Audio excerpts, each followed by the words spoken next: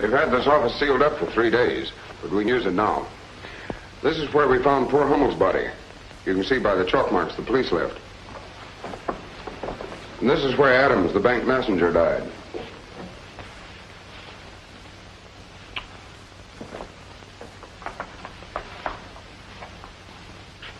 Apparently, Adams broke the window to get one last shot at the thief as he was escaping. The newspapers say they found blood out there, Mr. Fenway. Yes, right about where that box is out there in the yard. Adams must have wounded whoever it was, and then just had enough strength to pull that alarm before he died with 3 shots in him. How many shots did Adams fire? Only 2. One out of the window and one... Well, the police say that the shot that killed poor Hummel was from Adams' revolver. A wild shot. This Theodore Hummel was your watchman, wasn't he? Yes, Ted Hummel. Fine young man. He was the only one in the plant that early. He always let the payroll man in every Friday morning. Was there anybody but Hummel here to receive the payroll? Well, ordinarily I would be. But last Friday I was a half hour late. The ignition wire was loose on my car and it wouldn't start, I know. That's why it was loosened. You mean to say it was... Payrolls aren't heisted on the spur of the moment by casual passers-by, Mr. Hummel. Whoever hit this place studied everything, from where you parked your car to the size of your hat. How do you figure it? That the bandit, whoever he is, waited until Hummel let the messenger Adams in with the payroll, which he was to turn over to me. Only your car wouldn't start and you were a half hour late. And so Adams sat there waiting for you, holding the $20,000 in his lap like it was the neighbor's baby. Is that it? Yes. And then the bandit held up Adams and shot him. Shot him so seriously that, in resisting, he accidentally killed Ted Hummel, who had come to help him. And before Adams died, he managed to wound whoever it was as he was getting away. Pretty good shooting from this distance. You left something out, Fenway. I did? What? The police think it was an inside job. Why? The robbery detail thinks the holdup succeeded because it was well planned. That means it was a finger man. Why did you hire me, Fenway? Who are you trying to impress, the police or the insurance company? Now, see here. Well, I guess I'd better be honest with you, Barnett. We've been careless, criminally careless. I feel that we should do everything in our power to aid the police. I suppose it's conscience, but 2 fine men have been sacrificed. So far. How do you mean? Whoever gets your killer, Mr. Fenway, is going to find a man armed and wounded. That's generally a fatal combination. We must take every precaution against that. Did your watchman, this Mr. Ted Hummel, have any family? Yes. It's right here in the personnel records. He had a married sister, Mrs. Weaver, and a brother, Valentine Hummel. Mm-hmm. What have you got on Adams? Right here. It's photograph and fingerprints. Mm-hmm. May I have this? Yeah, sure. Well, 3 people know about this for sure. I think I'll start with them. 3 people? Which 3 people? The late Mr. Theodore Hummel, the late Mr. Adams, and the half hour late Mr. Fenway.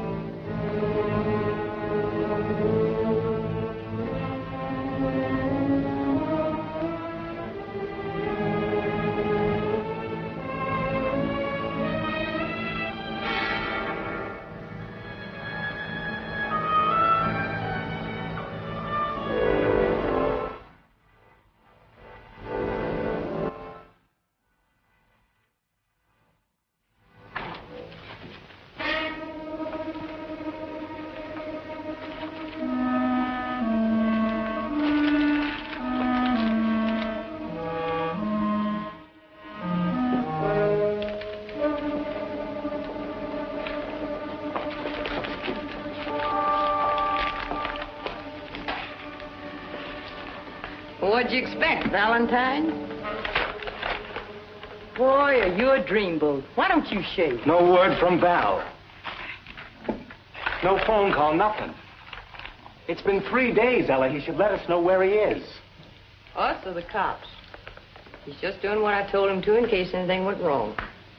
Now, look, Billy boy, you do the same thing, huh? I'll worry about Val. Yeah, you do that.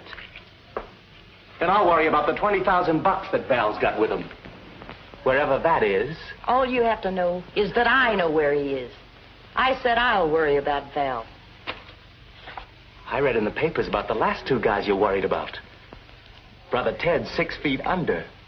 Brother Val's holed up somewhere with a slug through him. They're only your brothers. Do me a favor. Don't worry about your husband. It ain't healthy. I say what's healthy. What's that for? Same as that. Just to remind you who's running this frolic. Just like I ran the first one and just like I'm going to run the next one. If there is a next one. You bet your sweet life there's going to be a next one. You see these? You know what they are? They're bills. You know what they mean? Respectability. You pay the rent, you owe the butcher and the grocer and the cleaners. Make you respectable. And when you're respectable, you can get into places.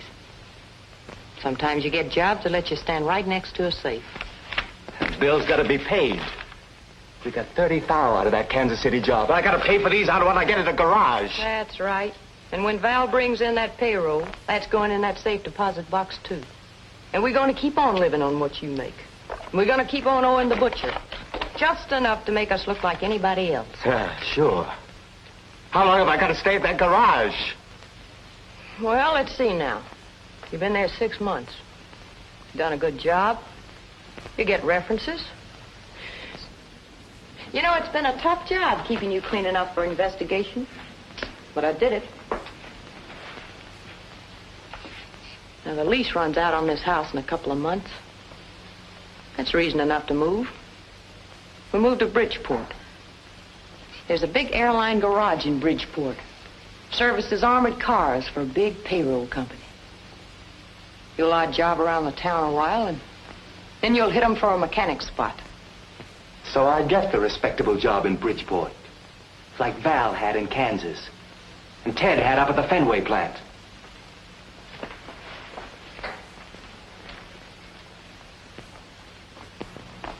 Do I get the $150 funeral, too, like we gave Ted? Shut up about Ted.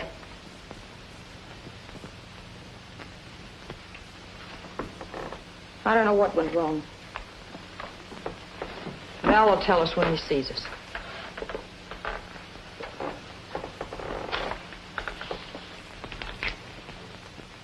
If we see him.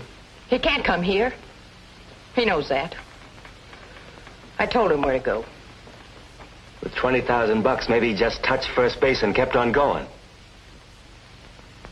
Would you? I mean, would you dare?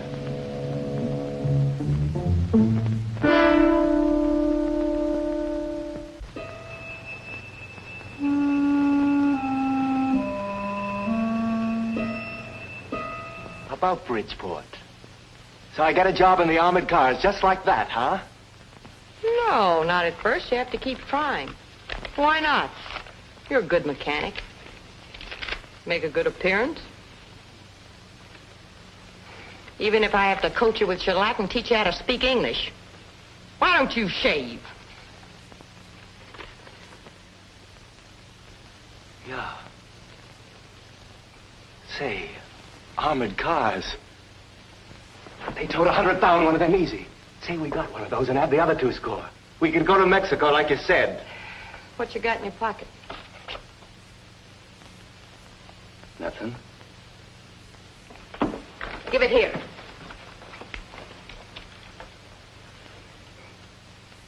I thought I heard you clink when you sat down. Where'd you get it?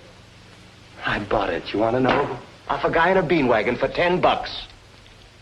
Well, in the morning, on your way to work, drop it in the river.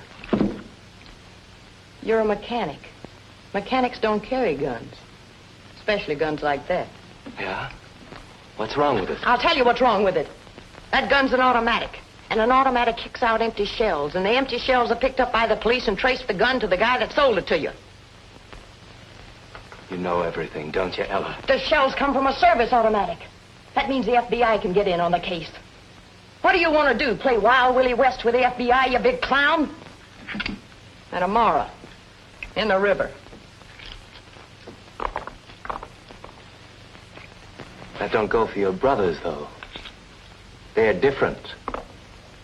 Yeah. They're different. One of them was real good with a gun. What I mean, real good. I said shut up about Ted. Okay. I'll talk about Val. The $20,000 brother. Where'd you say he was?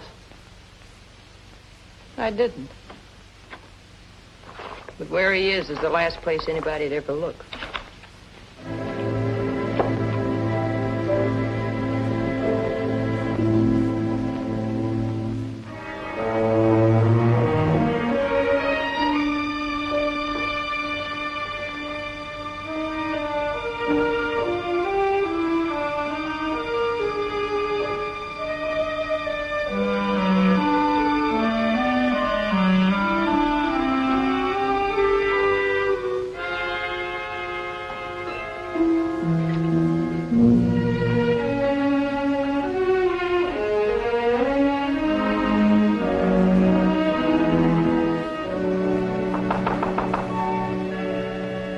Yeah, what is it? It's Miss Barker.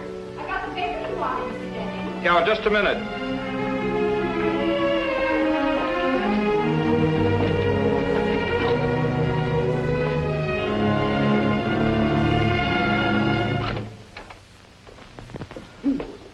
How are you feeling? Thanks, Mrs. Barker. Oh, I'm pretty good. You sure you don't want me to call a doctor? No, thanks. Thanks, just the same. The doc down at the plant told me what to do for it. Well, I sure'd sue that company for a nice dollar. Imagine not putting shields on their machinery.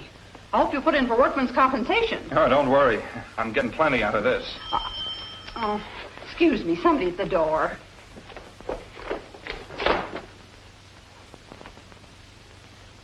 I'm inquiring about a man who used to live here. What's his name?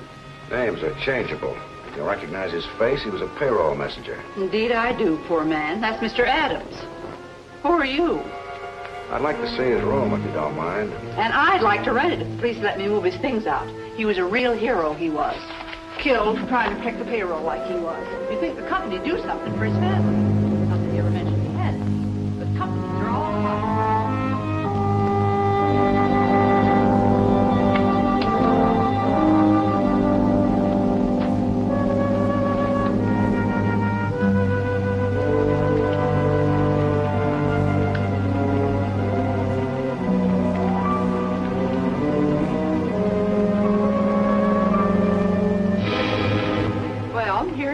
Just the way he left it. Or rather, the way the police left it. Leave no stone unturned, they said. This routine. Well, I said, you unturn anything in my house, and you'll disunturn it before you leave. The law says I'm responsible for his effects until I can locate his next of kin.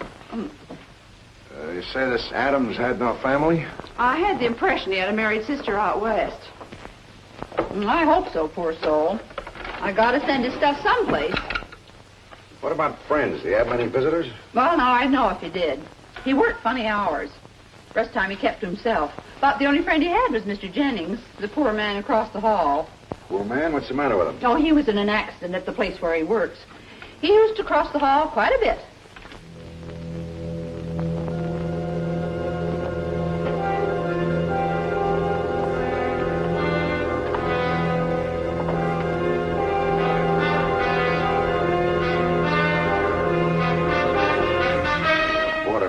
Many friends, but he seems to have had a hobby. Well, he was crazy about guns. He used them in his work, of course.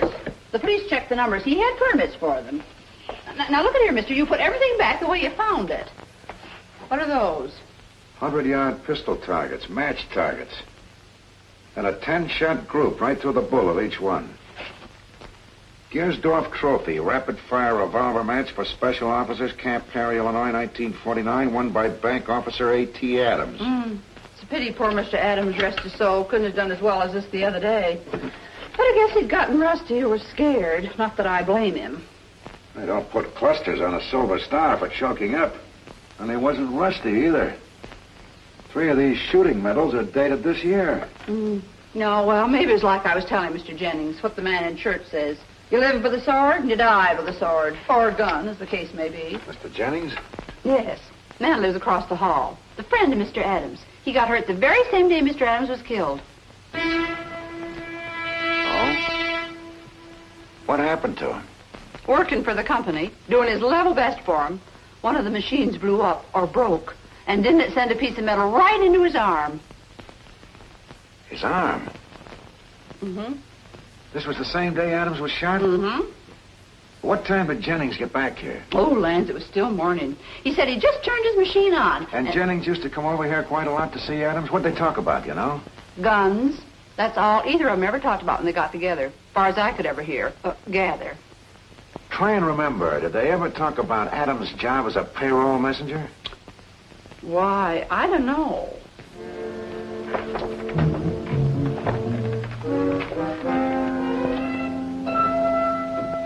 And this Jennings was his only friend, you say? Hmm. How did Jennings react when he heard that Adams had been shot? Well, now that you speak of it, he was more interested in that poor watchman that got killed. A man by the name of... Ted Hummel? Yes. He was, huh? I think I'll just pay your Mr. Jennings a little visit. He doesn't want to be disturbed. He's not well. He's got a very bad arm. That's the only part of it that's bad. I'll apologize. Mr. Jennings?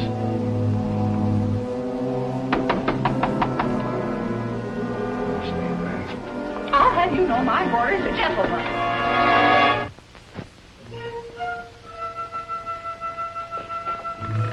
Looks like one of your gentlemen boarders listened to the keyhole and decided to leave. Who's this? Oh, that's Mr. Jennings. He shouldn't have gone out. He's a sick man. A big piece of steel went right into his arm. Principles of surgery. Steel, huh? Mm-hmm.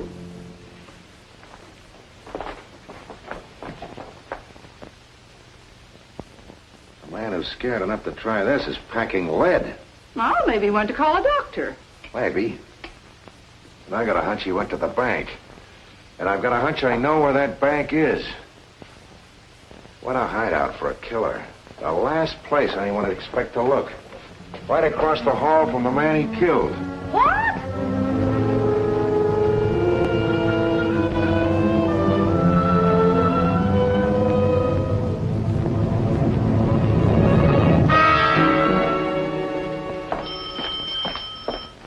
All right, Bill, I got it. My name is Mike Barnett. I'm with the Fenway Company. May I come in? Well, depends on what you want. It's about your brother, Theodore Hummel. It seems his company insurance was made out to you. Well, what does the company want to do? Give us a gold medal instead of the money? No, not at all, Mrs. Weaver, isn't it? Yeah, No, the company wants you to have everything you're entitled to. you bet we will.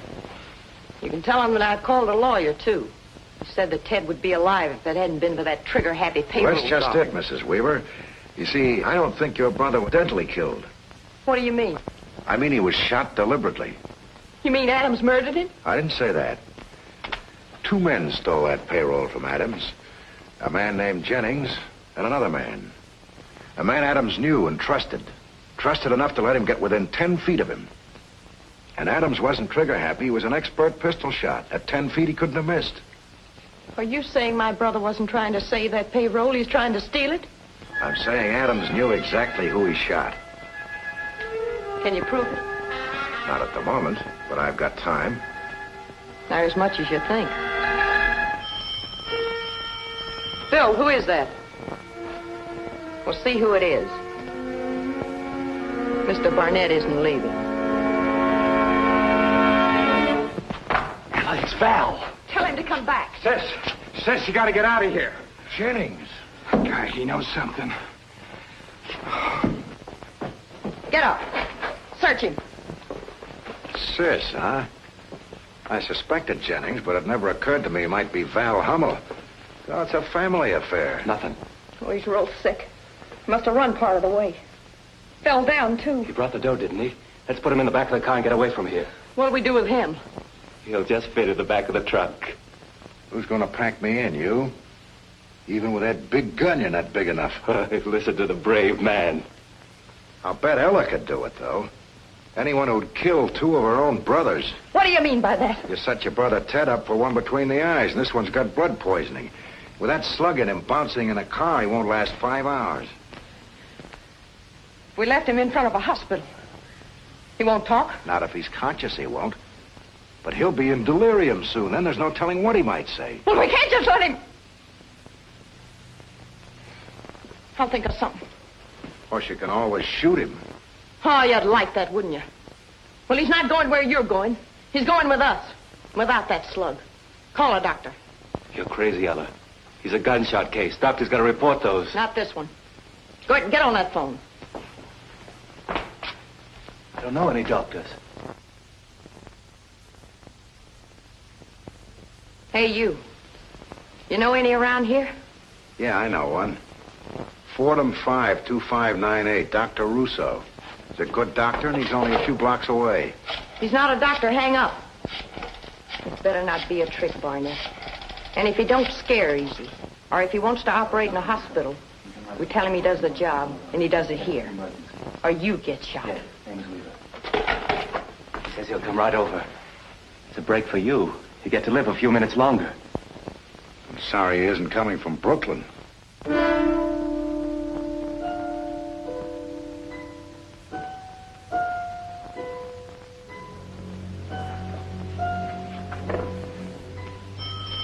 That's the doctor. Answer it.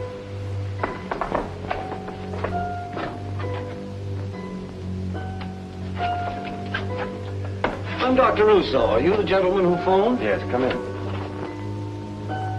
Where's the, Oh, hello, Mike. Just a minute. I forgot something.